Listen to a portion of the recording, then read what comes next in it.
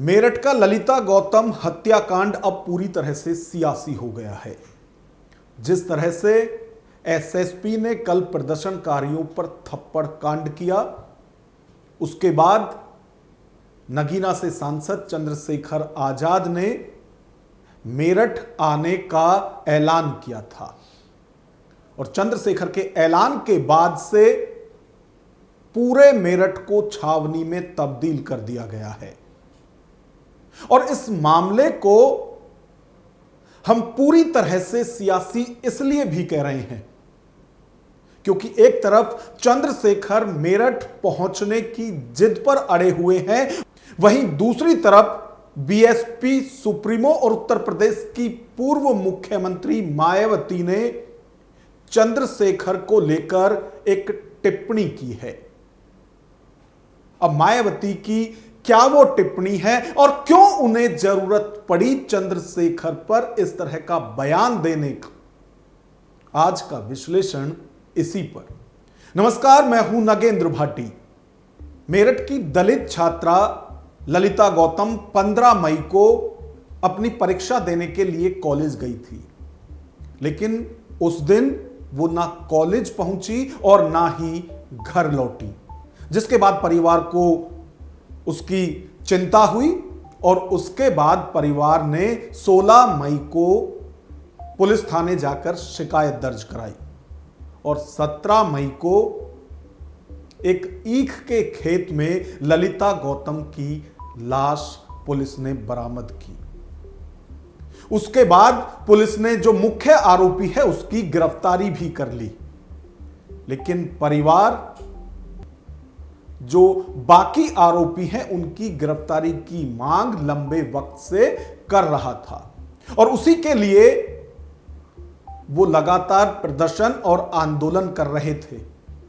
9 जुलाई को जिस वक्त प्रदर्शनकारियों पर लाठी डंडे थप्पड़ चलाए गए, वो उस दिन भी बाकी बचे हुए आरोपियों की गिरफ्तारी की मांग ही कर रहे थे। मेरठ के एसएसपी अविनाश पांडे को उनके नारों से इतना डर लगा कि उन्होंने खुद भी लोगों पर थप्पड़ चलाए और पुलिस को लाठी चलाने के ऑर्डर भी दिए।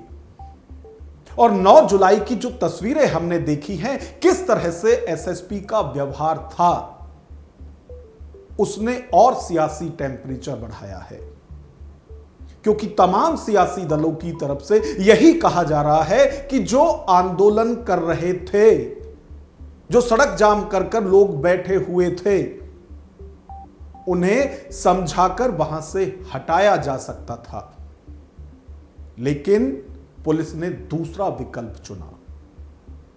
उन पर लाठी डंडे बरसाए, यानी जो न्याय की आस में कलेक्ट्रेट पहुंचे थे उन्हें न्याय नहीं मिला, मिले तो पुलिस के डंडे, पुलिस के थप्पड़। और ये हम पहले भी दिखा चुके हैं कि रवि गौतम को किस तरह से बंदी वाहन में एसएसपी ने थप्पड़ मारे और इस थप्पड़ की गूंज अब पूरे उत्तर प्रदेश में सुनाई दे रही है। लोग पूछ रहे हैं कि यह कौन सा तरीका पुलिस का है, और इसी के लिए आज मेरठ छावनी में बदला हुआ है। और मेरठ छोड़िए, मृतका ललिता गौतम के पूरे गांव को पुलिस ने नाके लगा दिए हैं, यानी नाकाबंदी कर दी है। जो भी रास्ता गांव के लिए जाता है वहां हर तरफ पुलिस खड़ी हुई है, पुलिस ने बैरिकेडिंग की हुई है।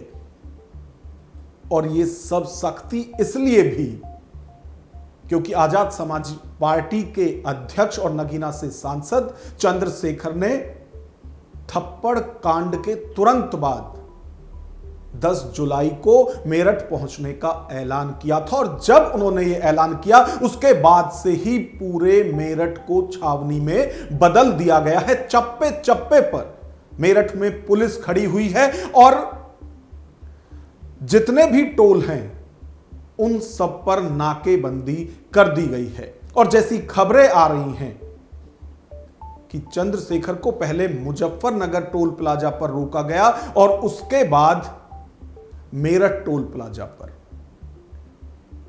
और जो भी तस्वीरें आ रही हैं, चंद्रशेखर टोल प्लाजा पर ही अपने समर्थकों के साथ रुके हुए हैं और वहां वो ये बता रहे हैं कि उन्हें आज पीड़ित परिवार से मिलने की जरूरत क्यों है या वो पीड़ित परिवार से मिलने क्यों जा रहे हैं। ये एक छोटी सी वीडियो है जब वो टोल प्लाजा पर रुके हुए हैं, या यूं कहें कि पुलिस ने उन्हें आगे नहीं जाने दिया है। तो वो क्या कुछ कह रहे हैं। 15 मई की है घटना और अब चल रहा है जुलाई हो गया और जुलाई में भी आज 10 हो गया, तो लगभग जो है 2 महीने। तो ये है कि पुलिस अच्छी कार्रवाई करे तो कहीं जाने की दिक्कत ही ना पड़े, लेकिन जो 2-3 दिन पहले हुआ वो तो अच्छा नहीं। तो पहले तो परिवार क्योंकि वो रो रहा था, उन्हीं के फोन और मैसेज वगैरह आए तो उन्होंने कहा हमें लाठी से भी पीट दिया था, ये करके। तो एक बार उनको सुनेंगे तो और इससे पहले भी यदि बात करें तो मुजफ्फरनगर टोल प्लाजा पर भी चंद्रशेखर के काफिले को रोका गया था और जब वहां काफिला रोका गया तो चंद्रशेखर की वहां भी पुलिस से नोकझोंक हुई थी। कार्यकर्ता गाली क्यों दे रहे हो आप? गाली हमारे कोई नहीं देता। गाली का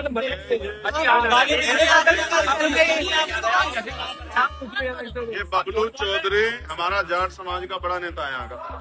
आप अगर ये झूठ क्यों बोलेगा, आपसे कोई लड़ाई है क्या इसकी? मैंने आपको ये जब बैरियर तोड़ कर ले गए हैं। बैरियर तो आप क्यों खड़े हो बीच में? क्यों खड़े हो आप बीच में जबरदस्ती में?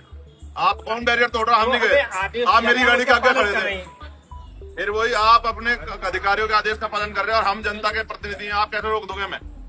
हमारी गाड़ी किस आधार पर रोको? क्या अपराध कर रहे हैं हम? कोई हमें तो जो आ रही है और कोई बात नहीं, तो चलो सर आप ठीक है, ऐसा मत करो। आप आदमी भूला नहीं जाता, याद रहता है। भीम आर्मी के कई नेता हैं जिन्हें पुलिस ने हाउस अरेस्ट भी किया हुआ है, यानी जो क्षेत्रीय नेता हैं पुलिस उन्हें हिरासत में ले चुकी है या कईयों को हाउस अरेस्ट कर चुकी है। और इसके पीछे दलील यही दी जा रही है कि वो मेरठ का माहौल खराब होने नहीं दे सकते और जो ये जगह जगह नाकाबंदी की है, यहां तक कि गांव को भी छावनी में तब्दील कर दिया गया है, इसके पीछे भी पुलिस का यही तर्क है कि जो जांच चल रही है या जो अब तक की पुलिस की कार्रवाई हुई है इस पूरे मर्डर केस में, उससे परिवार संतुष्ट है, लेकिन सियासी दल और नेता इस मामले को शांत नहीं होने दे रहे हैं। और जो भाषा पुलिस बोल रही है वैसी ही लगभग जो भाषा है वो उत्तर प्रदेश की पूर्व मुख्यमंत्री और बीएसपी सुप्रीमो मायावती की भी है। तो मायावती भी ये कह रही हैं कि जिस तरह से पीड़ित वर्ग की आवाज उठानी चाहिए वैसे नहीं हो रहा है, बल्कि कुछ सियासी दल और उनके नेता अपने राजनीतिक फायदे के लिए पीड़ित वर्गों का इस्तेमाल कर रहे हैं। और यहां उन्होंने चंद्रशेखर आजाद का नाम लिए बिना उन्हें मगरमच्छ तक भी कहा है। तो क्या कुछ मायावती ने मेरठ प्रकरण के बाद कहा है, एक बार वो भी आप सुनिए। ये जो विभिन्न पार्टियां हैं, संगठन हैं, उन्हें सड़कों पर उतारती है, दुखी पीड़ित लोगों को भड़काकर गुमराह करके, और करते ये हैं कि पहले ऐसे संगठन व पार्टियां हिंसा व हंगामा व सड़क जाम जैसा बवाल आदि कराती हैं और फिर उनके मुखिया मगरमच्छ की तरह आंसू बहाने के लिए घटनास्थल पर पहुंचकर अपनी राजनीतिक रोटी सेकते हैं और उससे पीड़ितों को न्याय मिलने वाला नहीं है, बल्कि वर्तमान हालातों में ये इन वर्गों के लोगों की मुसीबत और परेशानी को और भी अधिक बढ़ाने वाला ही है। तो जहां बीएसपी सुप्रीमो को सवाल उठाना चाहिए था एसएसपी अविनाश पांडे की हरकत पर कि किस तरह से उन्होंने प्रदर्शन कर रहे लोगों पर लाठी डंडे और थप्पड़ चलाए हैं, लेकिन वो सवाल उठा रही हैं प्रदर्शन करने के तरीकों पर। लेकिन इस सब के बीच जो मेरठ के एसएसपी अविनाश पांडे ने किया पहले जनता के बाद और उसके बाद बंदी वाहन में जाकर रवि गौतम के साथ जो मारपीट की, उस पर किसान नेता राकेश टिकैत क्या कह रहे हैं, एक बार वो भी आप सुनिए। क्योंकि वो कह रहे हैं कि जो अब नए अधिकारी आ रहे हैं उन्हें इस तरह की ट्रेनिंग है ही नहीं कि जो प्रदर्शन या आंदोलन किए जाते हैं उन्हें किस तरह से टैकल किया जाए। एक बार राकेश टिकैत को भी आप सुनिए। देखो, जो नए अधिकारी आ रहे हैं, आंदोलन कैसे होता है, आंदोलनकारियों से कैसे बातचीत होती है, वो अब के अधिकारियों में ट्रेंड है ही नहीं। कल जो भी हुआ वो दुखद घटना है। भाई, कोई आदमी आंदोलन कर रहा, पुलिस प्रशासन ये कहे जी आप या तो यहाँ से चले जाओ, नहीं हम बल प्रयोग करेंगे, आपको हटाएंगे। फिर ये होता है कि भाई चलो आप या तो जेल जाओ या यहाँ से हटो।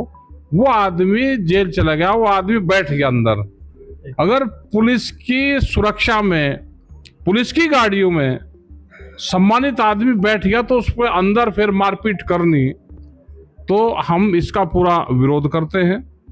उन अधिकारियों के खिलाफ कार्रवाई होनी चाहिए और हम उस वकील से, जो समाज के लोग वहां पे थे अंदर, जिसके साथ में मारपीट करी, उसके घर पे भी जाएंगे, उससे मिलेंगे भी। वहीं 9 जुलाई को प्रदर्शन कर रहे लोगों पर जिस तरह से पुलिस ने अपनी बर्बरता दिखाई, जो लाठी डंडे चलाए, उस पर नगीना सांसद चंद्रशेखर ने भी सवाल उठाए हैं। वो कह रहे हैं कि वो मेरठ जाकर उन अधिकारियों से मिलेंगे और पूछेंगे कि जो ये तरीका है किसी आंदोलन या प्रदर्शन को शांत करने का, ये आपका वाला जो तरीका है, ये आपने कहां से सीखा और इसके पीछे किसकी मंशा और किसका मकसद है जिसे वो साध रहे हैं। जो हुआ है लोकतांत्रिक व्यवस्था में, संवैधानिक देश में, वो अच्छा नहीं। जब इतने बड़े पदों पर बैठे अधिकारी इस तरह का व्यवहार करेंगे तो लोगों के मन में भय, चिंता होना लाजमी। मेरी और मेरे जैसे न्याय पसंद हर व्यक्ति की जिम्मेदारी बैठती है कि वो इसके खिलाफ आवाज उठाए और सरकार से कार्रवाई की मांग करे। और उन अधिकारियों से भी मैं मिलूंगा जिन्होंने कृत्य किया, पूछूंगा कि ये ऐसा क्यों हुआ। वैसे 9 जुलाई को कलेक्ट्रेट के बाहर जो कुछ हुआ वो अब पूरी तरह से जातीय रंग लेता हुआ दिखाई दे रहा है। एक तरफ सवाल उठाए जा रहे हैं कि एक दलित छात्रा को उसको न्याय दिलाने के लिए जो लोग प्रदर्शन कर रहे थे उस पर पुलिस ने जो डंडे चलाए हैं उसकी जरूरत थी ही नहीं। और ये डंडे इसलिए भी चलाए गए हैं क्योंकि पीड़ित परिवार या आवाज उठाने वाले दलित समाज से हैं। ये सब चीजें सोशल मीडिया पर हो रही हैं। वहीं कुछ लोग इसे एक अलग तरह से भी जातीय रंग दे रहे हैं और वो ये कह रहे हैं कि प्रदर्शन करने वाले दलित थे और जो पुलिस अधिकारी हैं वो सवर्ण हैं, तो उनकी जो जाति विरोधी मानसिकता है उसके चलते उन्होंने उन पर थप्पड़ और डंडे चलाए। वहीं इसके विपरीत स्वामी आनंद स्वरूप ये कह रहे हैं कि लोग सवाल उठा रहे हैं एसएसपी और उसने जो ये एक्शन लिया उस पर, बल्कि उसकी सूझबूझ के लिए उसे इनाम देना चाहिए। लेकिन लोग सवाल उठा रहे हैं, लोग उसकी बर्खास्तगी की मांग कर रहे हैं। तो स्वामी आनंद स्वरूप क्या कुछ कह रहे हैं, एक बार वो भी आप सुनिए। आप कह रहे हैं कि पुलिस को हाथ उठाने का अधिकार नहीं है, पुलिस को बल प्रयोग करने का पूरा अधिकार है, रोड खाली कराने का पूरा अधिकार है, उसके लिए बल प्रयोग का अधिकार है और उसमें सीआरपीसी में अधिकार है उसको, और सीआरपीसी में जो अधिकार है वो अधिकार है। इसलिए मैं ये कह रहा हूं कि आप अविनाश पांडे को पांडे समझ करके इस प्रकार की जो हरकत आप कर रहे हैं बंद करिए। अच्छी बात नहीं है कि अविनाश पांडे ने मार दिया, अविनाश पांडे ने बहुत सूझबूझ से कल को जिस प्रकार से भीड़ को नियंत्रित किया, वह उसके लिए उनको तारीफ करना चाहिए, पुरस्कृत करना चाहिए। जिस तरह की तस्वीरें आज दिखाई दे रही हैं, चंद्रशेखर और पुलिस की झड़प, उन्हें हर जगह रोकना, जो पीड़ित परिवार है उससे मिलने से रोकना, उसके गांव तक नहीं पहुंचने देना, यह कोई पहली बार नहीं हो रहा है। इससे पहले भी यदि मेरठ की ही बात करें तो मेरठ के कपसाड़ में भी जब एक इसी तरह का कांड हुआ था तो उसके बाद दिल्ली से लेकर मेरठ तक हमने इसी तरह का सब कुछ होते हुए देखा था। जब चंद्रशेखर दिल्ली से निकले थे तो उन्हें पहले गाजीपुर बॉर्डर पर रोका गया, उसके बाद जिस तरह से सड़कों पर वो दौड़ते भागते हुए दिखाई दिए और फिर बाइक से पुलिस को चकमा देकर अपनी सुरक्षा को भी दरकिनार करते हुए वो जिस तरह से मेरठ पहुंचे, हालांकि तब भी उन्हें परिवार से नहीं मिलने दिया था, उन्हें तब भी इसी तरह टोल पर रोक दिया गया था। तो जिस तरह की सियासत इन दिनों हो रही है उससे यह भी सवाल उठते हैं कि आखिर यदि कोई जनप्रतिनिधि पीड़ित परिवार से मिलना चाहता है तो उसके लिए रोक क्यों? खैर, जो 9 जुलाई को कलेक्ट्रेट के बाहर हुआ, पुलिस का जिस तरह का एक्शन और रुख था, और अब जिस तरह से लगातार ललिता हत्याकांड पर सियासत हो रही है, इस पर आपकी क्या राय है? कमेंट बॉक्स में अपनी राय हमें जरूर बताएं। यदि वीडियो पसंद आए तो लाइक करें और इसी तरह की वीडियो देखने के लिए हमारे चैनल को सब्सक्राइब करें। नमस्कार।